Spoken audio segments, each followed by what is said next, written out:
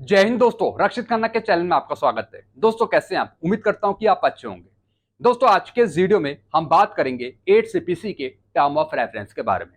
जैसा आपको बताया, अभी तक भारत सरकार ने 8 सीपीसी के टर्म ऑफ रेफरेंस नहीं बनाए हैं और ना ही अभी तक अध्यक्षों की नियुक्ति करी है।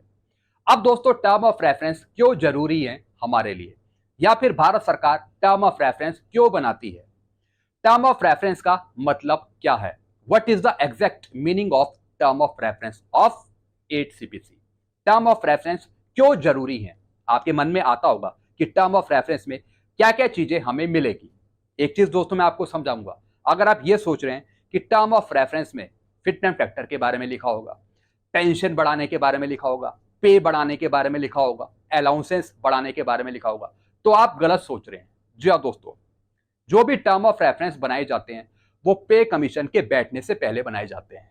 जी हाँ दोस्तों, जो टर्म ऑफ रेफरेंस दिए जाते हैं वो पे कमीशन को दिए जाते हैं कि इन टर्म ऑफ रेफरेंस के आधार पे कमीशन काम करेगा, पे कमीशन पर। जी हाँ दोस्तों, तो दोस्तों साथ ही साथ मैं आपको 7 सीपीसी के टर्म ऑफ रेफरेंस दिखाऊंगा। जी हाँ दोस्तों, जो पहले आपको टर्म ऑफ रेफरेंस मिले 7 सीपीसी के, वो भी मैं आपको समझाऊंगा। तो सारी जानकारी मैं आपको देने वाला हूं टर्म ऑफ रेफरेंस के बारे में।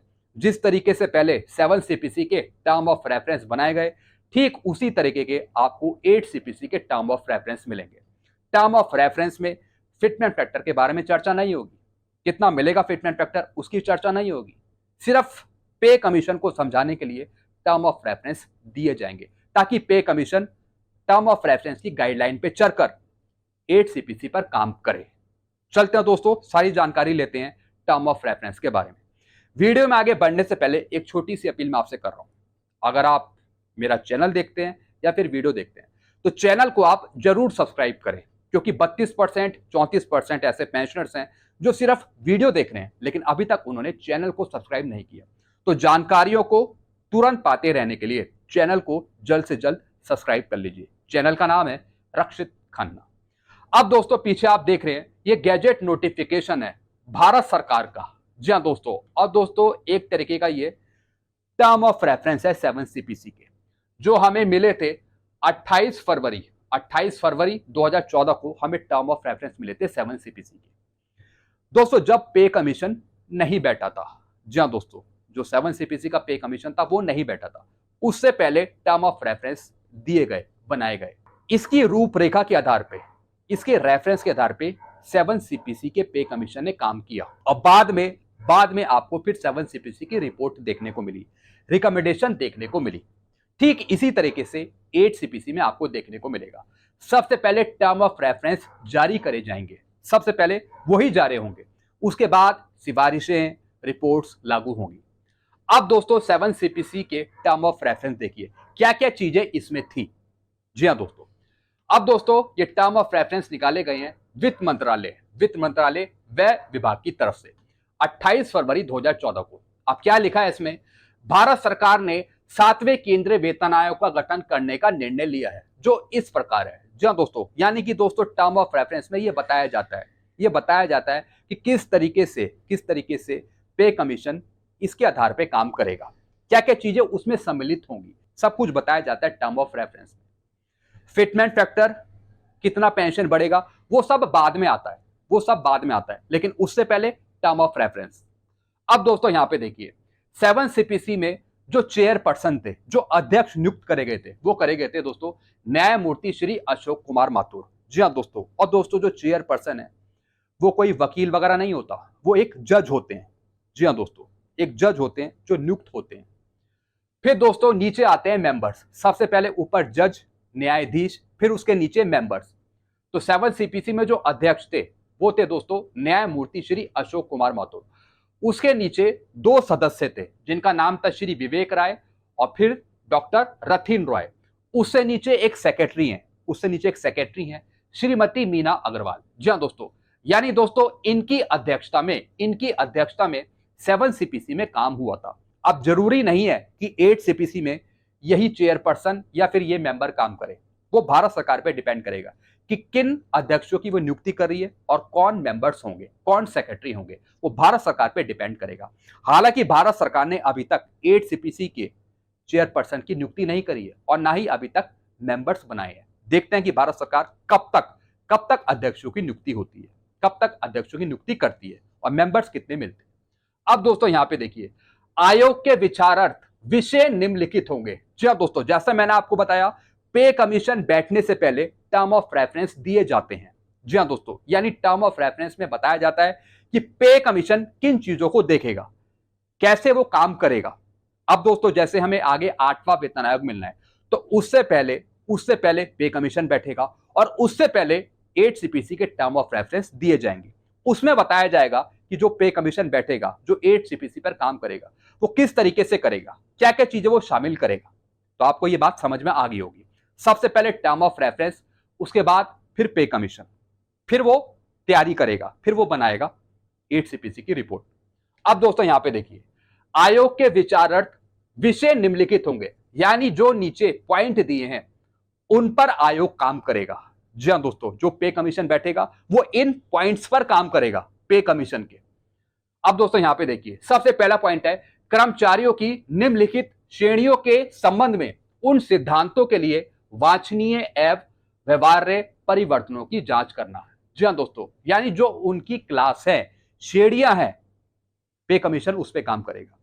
जैसे कर्मचारियों की श्रेणियां अलग हैं, अलग अलग कैटेगरी है कर्मचारियों की, तो पहले वो उनको देखेगा। समीक्षा करना, विकास करना और सिफारिश करना, जिनसे परिलब्धियों की संरचना वेतन, भत्ते एवं नकद अथवा वस्तु रूप में अन्य सुविधाएं और लाभ शासित होनी चाहिए। जी हाँ दोस्तों, अब दोस्तों जैसा आपको पता है, कर्मचारियों की और पेंशनर्स की अलग अलग श्रेणियां हैं, अलग अलग क्लास है।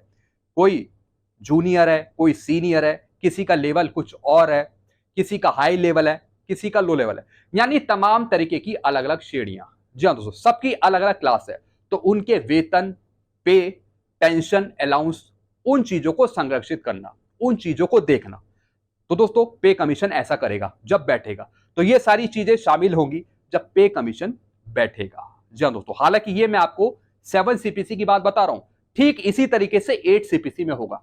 फिर दोस्तों आगे क्या लिखा है, और ऐसा करते हुए इन सिफारिशों के यौक्तिकीकरण और सरलीकरण के साथ साथ विभिन्न विभागों, एजेंसियों एवं सेवाओं और विशेषीकृत आवश्यकताओं को ध्यान में रखा जाएगा। जी हाँ दोस्तों, यानी दोस्तों जो दूसरे डिपार्टमेंट हैं, जो दूसरे विभाग हैं केंद्र सरकार के, या फिर जो स्टेक होल्डर्स हैं, उनकी राय भी ली जाएगी। फिर दोस्तों जो वो अपनी रिपोर्ट देंगे, उन रिपोर्ट को स्टडी करा जाएगा आयोग द्वारा, फिर दोस्तों उस पर काम होगा। फिर दोस्तों आगे क्या लिखा है, केंद्र सरकार के कर्मचारी औद्योगिक एवं गैर औद्योगिक। जी हाँ दोस्तों, अब दोस्तों किनकी राय ली जाएगी, अलग अलग विभागों की। उसमें दोस्तों हैं केंद्र सरकार के कर्मचारी, औद्योगिक एवं गैर औद्योगिक, फिर अखिल भारतीय सेवाओं से संबंधित कार्मिक, फिर संघ राज्य क्षेत्रों के कार्मिक। जी हाँ दोस्तों, यानी कि जो दूसरे विभाग हैं, चाहे वो राज्य के हों या फिर केंद्र के हों, उनकी भी राय ली जाएगी। फिर क्या लिखा है, भारतीय लेखा परीक्षा एवं लेखा विभाग के अधिकारी और कर्मचारी। जी हाँ दोस्तों, जो कि अकाउंट ऑफिसर हैं या फिर दोस्तों जो डीडीओ के कर्मचारी हैं, अधिकारी हैं, उनको भी सम्मिलित किया जाएगा। फिर क्या लिखा है, संसद के अधिनियमों के तहत गठित नियामक निकायों, आरबीआई को छोड़कर सदस्य। जी हाँ दोस्तों, यानी जो और सदस्य हैं, जो बड़े बड़े सदस्य हैं, उनको भी लिया जाएगा, उनकी सिफारिशें भी ली जाएंगी। क्योंकि दोस्तों जब भी पे कमीशन बैठता है, जब वो काम करना शुरू करता है, तो दोस्तों अपने पास वो सारी रिपोर्ट्स रखता है जो अलग अलग विभागों द्वारा आई रहती हैं। फिर वो उनकी जांच करता है, स्टडी करता है, तब जाकर वो लास्ट में फाइनलाइज करता है। फिर दोस्तों क्या लिखा है, उच्चतम न्यायालय के अधिकारी और कर्मचारी। जो दोस्तों यानी जो कोर्ट के अधिकारी हैं या फिर जो कर्मचारी हैं, उनकी भी रिपोर्ट ली जाएगी, यानी तमाम रिपोर्ट ली जाएगी। तब दोस्तों पे कमीशन उसे स्टडी करके अपनी रिपोर्ट फाइनल करेगा। फिर क्या लिखा है, उन सिद्धांतों के लिए वांछनीय एवं व्यवहार्य परिवर्तनों की जांच करना, समीक्षा करना, विकास करना और सिफारिश करना, जिनसे रक्षा बलों के कार्मिकों की परिलब्धियों की संरक्षण, रियायतें एवं नगद अथवा वस्तु रूप में सुविधाएं, लाभ तथा सेवानिवृत्त लाभ शासित होने चाहिए। जी हाँ दोस्तों, अब दोस्तों इसमें जो डिफेंस के कार्मिक हैं, जो जवान है, पेंशनर्स है, उनकी भी वेतन संरचना, पे संरचना, पेंशन संरचना भी देखी जाएगी, वो भी शामिल है दोस्तों इसमें। फिर क्या लिखा है, ऐसा करते हुए इन कार्मिकों के विशिष्ट पक्षों पर उपयुक्त बल देते हुए इन बलों की ऐतिहासिक एवं पारंपरिक समानताओं को ध्यान में रखा गया। जी हाँ दोस्तों, यानी दोस्तों जो समानताएं हैं, जो अधिकार देती हैं कानून का, उसको भी देखा जाएगा। जी हाँ दोस्तों, यानी कहीं ना कहीं समान बर्ताव करना, समान अधिकार देना। फिर क्या लिखा है, सरकारी सेवा के लिए सर्वाधिक उपयुक्त प्रतिभाओं को आकर्षित करने, कार्य संस्कृति में समक्षमता, जवाबदेही एवं जिम्मेदारी की भावना को प्रोत्साहन देने और आधुनिक प्रशासन की जटिल चुनौतियों के साथ साथ राजनीतिक, सामाजिक, आर्थिक, प्रौद्योगिकीय परिवर्तनों का मुकाबला करने की दृष्टि से लोक प्रशासन तंत्र में उत्कृष्टता को पुश करने की आवश्यकता से संबंध परिलिप्ति संरचना का ढांचा तैयार करना। जी हाँ दोस्तों, अब दोस्तों पे कमीशन तो काम करेगा ही, 8 सीपीसी पे जो पे कमीशन बैठेगा वो तो काम करेगी, लेकिन वो सारी चीजों को देखेगा, हर एक चीजों को, जैसे कि दोस्तों राजनीतिक, सामाजिक, आर्थिक, प्रौद्योगिक सारी चीज देखेगा। जो भी पहले परिवर्तन हुए हैं, क्या चीजें पहले गलत हुई हैं या फिर जो चीजें चेंज हुई हैं, उन सारी चीजों को देखेगा। जैसे दोस्तों पहले बहुत सारी विसंगतियां थी, 7 सीपीसी में बहुत सारी विसंगतियां थी, तो उन चीजों को भी देखा जाएगा कि आगे कहीं ऐसी गलती दोबारा ना हो। तो सब चीजें दोस्तों शामिल होंगी उसमें, सब चीज जिसमें आर्थिक भी है, राजनीतिक भी है, सामाजिक भी है, औद्योगिक भी है, सब कुछ है दोस्तों। फिर क्या लिखा है, जिसमें हितधारियों की अपेक्षाओं पर उचित ध्यान दिया गया हो, साथ ही साथ दक्षता आधारित विन्यास के माध्यम से समुचित प्रशिक्षण एवं दक्षता निर्माण के उपाय सुझाना। सब चीजों को देखकर जो सही चीज होगी उसे ही पे कमीशन एक्सेप्ट करेगा। तो दोस्तों सारी चीजें इसमें बताई है कि किन चीजों पर पे कमीशन काम करने वाला है। फिर है दोस्तों बोनस की विद्यमान स्कीमों की जांच। जी हाँ दोस्तों, जो बोनस दिए जाते हैं, अलग अलग बोनस दिए जाते हैं, उन पर भी पे कमीशन काम करेगा। फिर दोस्तों अन्य बातों के साथ साथ कार्य निष्पादन एवं उत्पादकता पर इसके प्रभाव को ध्यान में रखते हुए करना। उत्पादकता यानी प्रोडक्टिविटी को भी ध्यान में रखा जाएगा। फिर कार्य निष्पादन एवं सत्य निष्ठा में उत्कृष्टता हो, पुरस्कृत करने के लिए उपयुक्त प्रोत्साहन स्कीम हेतु सामान्य सिद्धांतों, वित्तीय मापदंडों एवं शर्तों के संबंध में सिफारिश करना। यानी किस कंडीशन में बोनस दिया जाता है, उसकी क्या रूल्स रेगुलेशन है, तो उसको भी यहां पे देखा जाएगा। फिर दोस्तों क्या लिखा है, कर्मचारियों को वर्तमान में वेतन के अतिरिक्त उपलब्ध विभिन्न प्रकार के विद्यमान भत्तों की समीक्षा करना। यानी जो कर्मचारियों को अलाउंसेस मिलते हैं, भत्ते मिलते हैं, उसकी भी समीक्षा करना, उसको भी देखना। फिर दोस्तों यह सुनिश्चित करने की दृष्टि से उनके यौक्तिकीकरण एवं सरलीकरण का सुझाव देना कि वेतन संरचना तैयार करते समय इनको ध्यान में रखा जाए। यानी जब जब सैलरी की संरचना की जाए, जब सैलरी का स्ट्रक्चर बनाया जाए, तो साथ ही साथ जो अलाउंसेस है उस पर भी वर्क आउट किया जाए, उसको भी देखा जाए जब कोई पे कमीशन बैठे। तो दोस्तों ये सारी चीजें पे कमीशन के लिए, कि पे कमीशन में ये सारी चीजें शामिल होंगी जब पे कमीशन बैठेगा। फिर दोस्तों अगला पॉइंट है उन सिद्धांतों की जांच करना जिनसे पेंशन एवं अन्य सेवानिवृत्ति लाभों की संरचना शासित होनी चाहिए, और इसमें इस तथ्य को ध्यान में रखते हुए कि 1/1/2004 को अथवा उसके बाद नियुक्त केंद्र सरकार के सभी कर्मचारियों के सेवानिवृत्ति लाभ नई पेंशन योजना के दायरे में आते हैं। साथ ही साथ दोस्तों इसमें एनपीएस का भी जिक्र होगा, जो एनपीएस के तहत कर्मचारी हैं जो 1/1/2004 के बाद नियुक्त हुए, उनका भी जिक्र होगा। फिर दोस्तों इसमें पेंशन और जो अन्य सेवानिवृत्ति लाभ हैं, पेंशन के बारे में तो चीजें देखी जाएंगी, लेकिन जो अन्य सेवानिवृत्ति लाभ हैं जैसे कि कम्यूटेशन, ग्रेजुटी, लीव एनकैशमेंट, इस पर भी ध्यान दिया जाएगा पे कमीशन के द्वारा। फिर क्या लिखा है, निम्नलिखित को ध्यान में रखते हुए उपर्युक्त के संबंध में सिफारिश रखना। जी हाँ दोस्तों, अब कुछ सिफारिशें रखी जाएंगी पे कमीशन के द्वारा, किन किन बातों पर वो समझते हैं। देश की आर्थिक स्थिति और राजकोषीय विवेक की आवश्यकता। जी हाँ दोस्तों, देश की आर्थिक स्थिति भी देखी जाएगी और फिर राजकोषीय प्रभाव। फिर दोस्तों यह सुनिश्चित करने की आवश्यकता कि विकासात्मक व्यय और कल्याणकारी उपायों के लिए पर्याप्त संसाधन उपलब्ध रहें।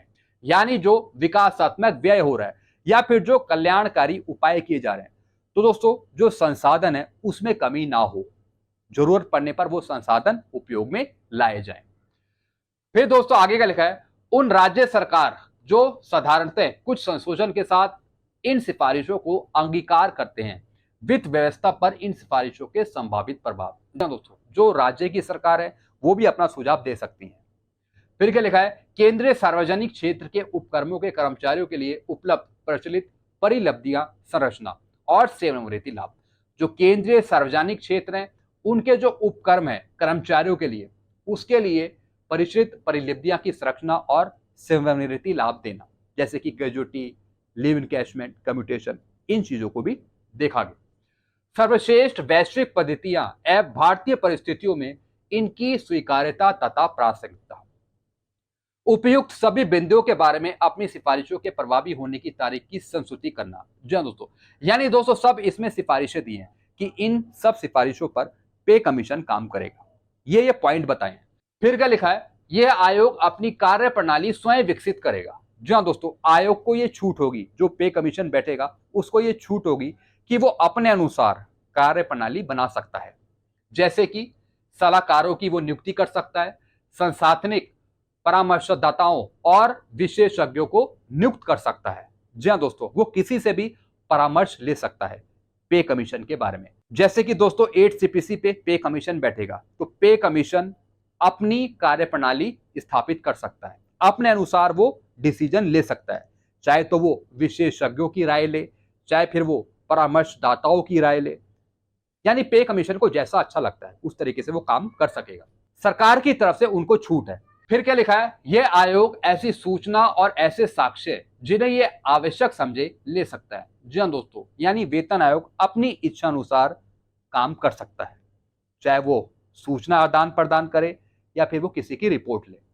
फिर क्या लिखा है, भारत सरकार के मंत्रालय और विभाग आयोग द्वारा मांगी जाने वाली कोई सूचना और दस्तावेज तथा अन्य सहायता उपलब्ध कराए जाएंगे। जी हाँ दोस्तों, अगर वेतन आयोग कोई सूचना मांगता है भारत सरकार से या फिर कोई पुरानी रिपोर्ट मांगता है पेंशन की, वेतन की, तो दोस्तों फिर केंद्र सरकार उनको वो रिपोर्ट देगी वेतन आयोग को। फिर क्या लिखा है, भारत सरकार का यह विश्वास है कि राज्य सरकारें, सेवा संघ तथा अन्य संबंधित पक्ष आयोग को अपना संपूर्ण सहयोग एवं सहायता प्रदान करेंगे। जी हाँ दोस्तों, यानी दोस्तों सब कुछ डिसीजन पे कमीशन नहीं लेता। अगर पे कमीशन चाहता है तो वो दूसरों की भी राय ले सकता है, जो दूसरे के डिसीजन है वो भी अपनी रिपोर्ट में शामिल कर सकता है। और दोस्तों सरकार ने यह कहा है कि जैसे कोई दूसरे संघ है, कोई दूसरे संगठन है, वो भी वेतन आयोग का सपोर्ट करेंगे। फिर क्या लिखा है, आयोग का मुख्यालय दिल्ली में होगा, यानी जो वेतन आयोग बैठेगा वो बैठेगा दिल्ली में। आयोग अपने गठन की तारीख से 18 माह की समय अवधि के अंदर अपनी सिफारिशें देगा, यानी 18 महीने के अंदर, यानी जब से गठन की तारीख है जब से 18 महीने के अंदर अपनी सिफारिशें देगा, अपनी रिपोर्ट देगा, यानी 18 महीने के अंदर वेतन आयोग अपनी रिपोर्ट देगा भारत सरकार को पूरी पे कमीशन की, तब भारत सरकार उसे एक्सेप्ट करेगी। फिर क्या लिखा है, आयोग सिफारिशों को अंतिम रूप दिए जाने के पश्चात किसी भी मामले पर आवश्यकता पड़ने पर अंतरिम रिपोर्ट भेजने पर विचार कर सकता है। जी दोस्तों, मान लेते हैं कि आयोग ने फाइनल रिपोर्ट बना दी, अगर आयोग चाहता है कि उसमें कुछ फेरबदल है, तो दोस्तों फिर वो एक अंतरिम रिपोर्ट भी जारी कर सकता है, लेकिन वो भी सरकार को सूचित करते हुए। तो दोस्तों ये थे 7 सीपीसी के टर्म ऑफ रेफरेंस, जो मैंने आपको समझा दिए। जिस तरीके से 7 सीपीसी के टर्म ऑफ रेफरेंस बनाए गए, ठीक इसी तरीके से 8 सीपीसी के टर्म ऑफ रेफरेंस बनाए जाएंगे। 8 सीपीसी का भी गैजेट नोटिफिकेशन निकाला जाएगा टर्म ऑफ रेफरेंस को लेकर। टर्म ऑफ रेफरेंस इसलिए बनाए जाते हैं ताकि पे कमीशन उन टर्म ऑफ रेफरेंस के बेस पर काम कर सके, उन चीजों को देखकर काम कर सके। हालांकि टर्म ऑफ रेफरेंस में फिटनेस फैक्टर के बारे में जिक्र नहीं होता, कितनी आपकी पेंशन बढ़ेगी, कितनी आपकी पे बढ़ेगी, कितने आपके अलाउंसेस बढ़ेंगे, कितने क्या होंगे, उसके बारे में जिक्र नहीं होता टर्म ऑफ रेफरेंस में। सबसे पहले दोस्तों टर्म ऑफ रेफरेंस ही बनाए जाते हैं, फिर वो टर्म ऑफ रेफरेंस के आधार पे कमीशन काम करता है, पे कमीशन बैठता है। फिर पे कमीशन विभागों से राय लेकर, स्टेक होल्डर से राय लेकर, अन्य राज्यों की सरकारों से राय लेकर, विभागों से राय लेकर अपनी एक रिपोर्ट बनाता है।